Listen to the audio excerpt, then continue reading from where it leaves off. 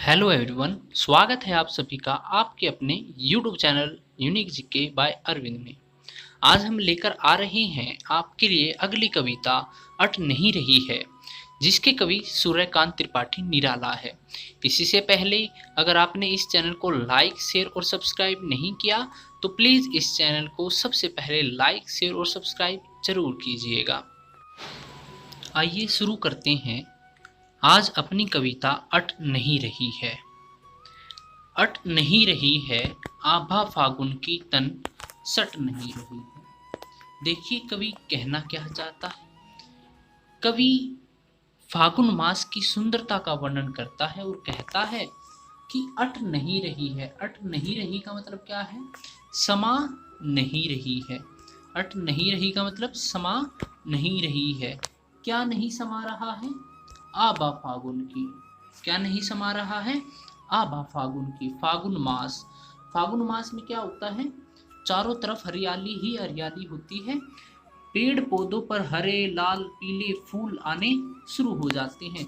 तो कवि कहता है कि फागुन मास में आबा फागुन की। आबा मतलब सुंदरता। सुंदरता बोल सकते हो आप, शोभा बोल सकते हो, चमक बोल सकते हो, कांति बोल सकते हो। ठीक है। तो कहता है जो फागुन मास की सुंदरता है, आभा है, वो अट नहीं रही है, अर्थात समा नहीं पा रही है। वातावरण में इसका सौंदर्य नहीं समा पा रहा है। सट नहीं रही है अर्थात समा नहीं पा रही है। आगे देखिए। कहीं सांस लेते हो, घर घर पर देते हो। अब देखिए कहता है कि जितने भी फूल, पेड़ पौधे हैं जो हरे भरे दिखाई देते हैं, जब भी वो सांस लेते हैं तो ऐसा लगता है चारों तरफ खुशबू ही खुशबू से हर घर भर दिया है।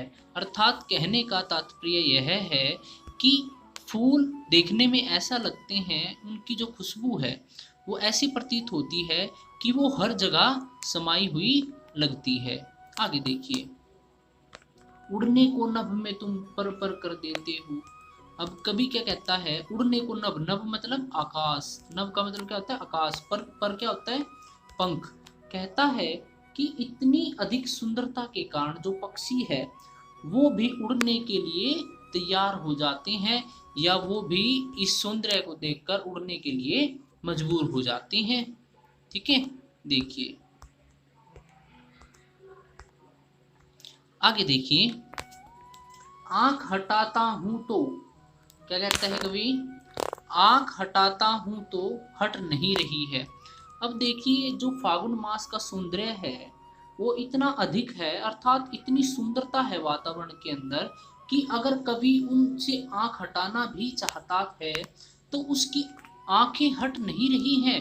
उसकी आंखें और उस सौंदर्य को देखने का दिल कर रहा है उसका। तो कहता है कहीं पत्तों से लदी डाल, कहीं हरी कहीं लाल। अब कहता है कि इस फागुन मास में जो पेड़ पौधे हैं वो कहीं हरी और कहीं लाल पत्तियों से बिल्कुल उनकी डालियां भरी पड़ी हैं, अर्थात पेड़ पौधों पर हरे लाल पत्ते आ गए हैं और उनकी डालियां हरी हरी लाल लाल पत्तियों से ढक गई हैं। अब देखिए आगे। कहीं पड़ी है उर में, उर क्या होता है? हृदय। ठीक है। हृदय कहता है, उर मतलब हृदय बोल सकते हो आप। और यहाँ पर उर का मतलब क्या लिया है? यहाँ पर हृदय ही लिया है। तो कवि कहता है कि कहीं जब हम पेड़ पौधों को देखते हैं फागुन मास में तो ऐसा लगता है कि मंद गंध, मंद का मतलब क्या होता है? धीमा। मंद का मतलब धीमा, धीरा, धीमा होता है। और गंध मतलब खुशबू, पुष्प मतलब फूल, माल मतलब माला। इस फागुन मास में सौंदर्य को देखने पर ऐसा लगता है कि पेड़ों के गले में, उर में, हृदय पर मंद मंद खुशबुओं की पुष्पों की माला पड़ी हुई है। पाठ पाठ शोभा श्री। पाठ पाठ का मतलब क्या होता है? जगह जगह, स्थान स्थान। क्या होता है? स्थान। ठीक है। क्या होता है? स्थान।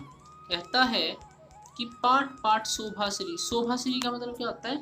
शोभा श्री मतलब सौंदर्य से भरपूर या सुंदरता से भरपूर। कहता है पट नहीं रही है, अर्थात जो सौंदर्य है वो स्थान स्थान पर, मतलब स्थान स्थान पर जो सौंदर्य है, सौंदर्य से भरपूर जो दृश्य है वो पट नहीं रही है, अर्थात समा नहीं पा रही है। पट का भी मतलब यहाँ क्या है, समाना।